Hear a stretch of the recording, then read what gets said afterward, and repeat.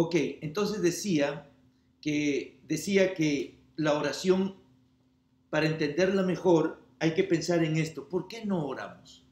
¿Verdad? Siempre hay que hacernos la pregunta negativa para llegar a lo positivo.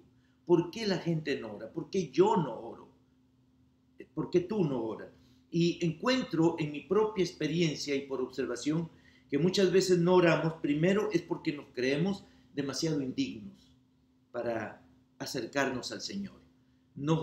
Sentimos que no somos lo suficientemente espirituales, lo suficientemente santos para que podamos creer que Dios nos escuche. Lo suficientemente dignos, tal Y vez. esa es la razón por la cual muchas veces siempre estamos pidiendo que otros oren por nosotros. Pero no nos atrevemos a orar nosotros por nosotros mismos, ¿verdad? Y es necesario que maduremos, porque esto es madurez. Madurez es no depender de las oraciones de otros, sino depender directamente de nuestras propias oraciones. De nosotros orar directamente al Señor, porque Dios no tiene favoritos. Uno dice, oh, es que tú eres pastor o tú oras más porque Dios te escucha más a ti. No, Dios no tiene favoritos. La Biblia no nos enseña en ningún lugar que Dios escucha de una manera especial más a estos que a los otros. Cualquier persona que con honestidad, con sinceridad de corazón, se arrodilla, se acerca a Dios y ora y lo busca en oración, va a encontrar a Dios.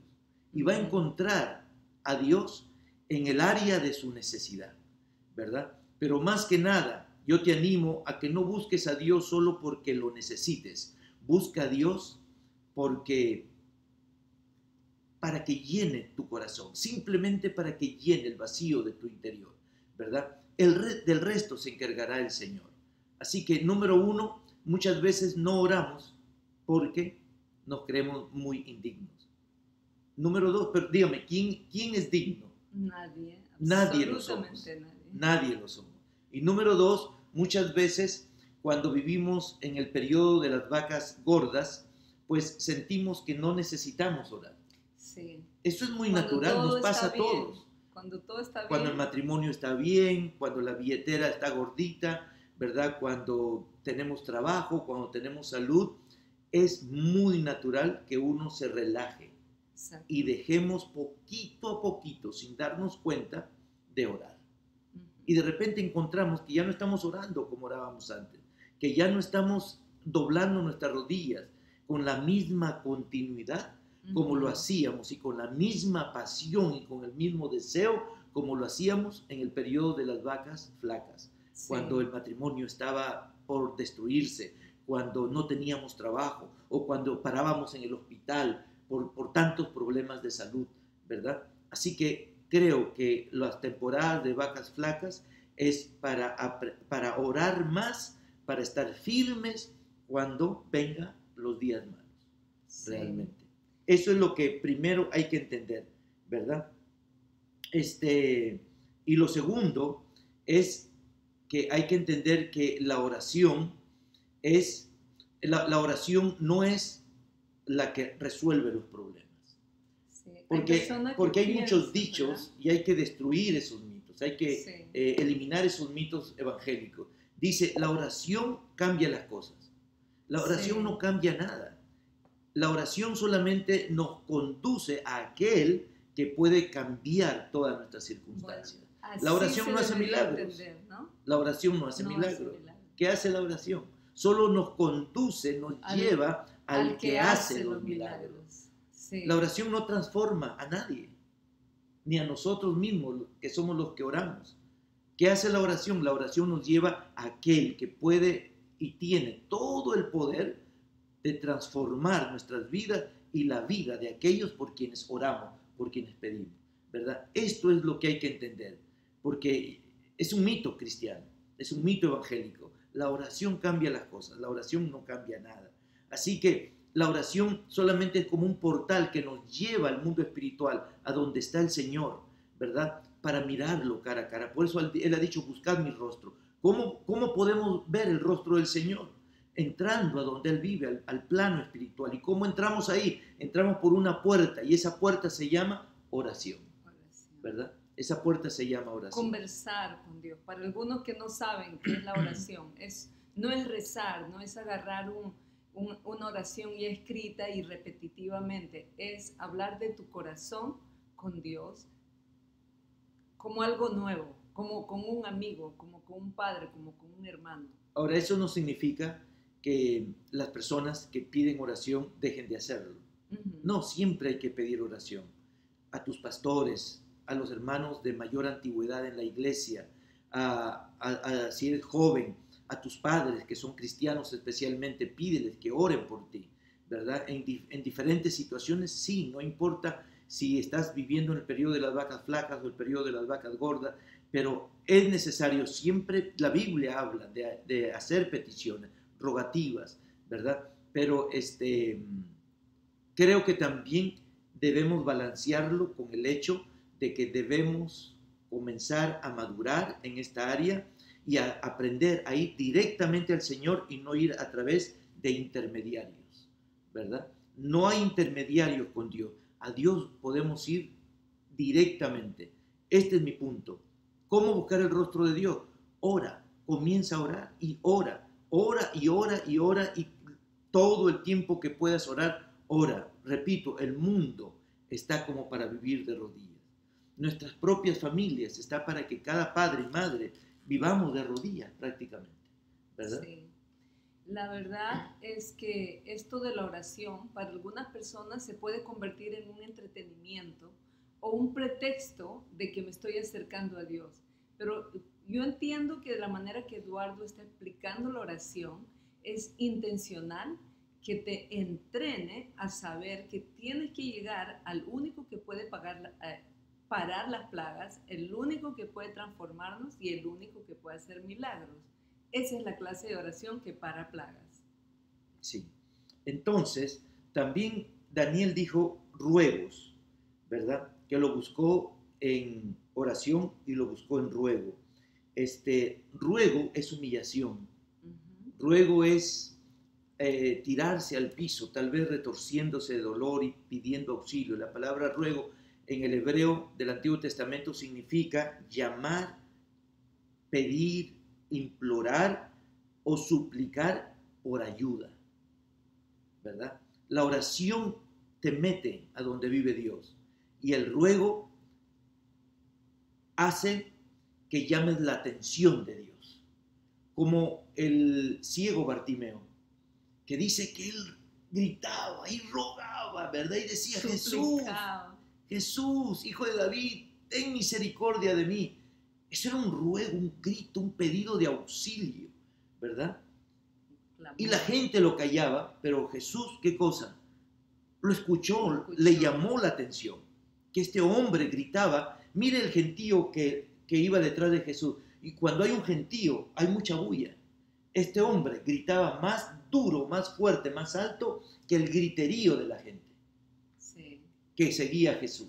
Entonces, es un pedido de auxilio, especialmente cuando estamos viviendo en una crisis donde humanamente no tenemos la respuesta, no sabemos qué hacer, no podemos solucionar el problema, el accidente o el incidente, el evento que ocurrió en la familia, la situación que pasó, ¿verdad? Cuando no tenemos el remedio, tenemos que rogar, tenemos que llamar, tenemos que clamar, tenemos que pedir auxilio, tenemos que llamar la atención del Señor, ¿verdad? Y hay muchos ejemplos bíblicos también y palabra en la Biblia que nos enseña como clama a mí y yo te responderé y te enseñaré cosas grandes y ocultas que tú no conoces. Hay personas que se le hace fácil ser víctima y llorarle a un hombre, a un marido, a un hijo, a un jefe, y insisten y pelean y hacen lo que sea, pero ¿sabe? No conviene.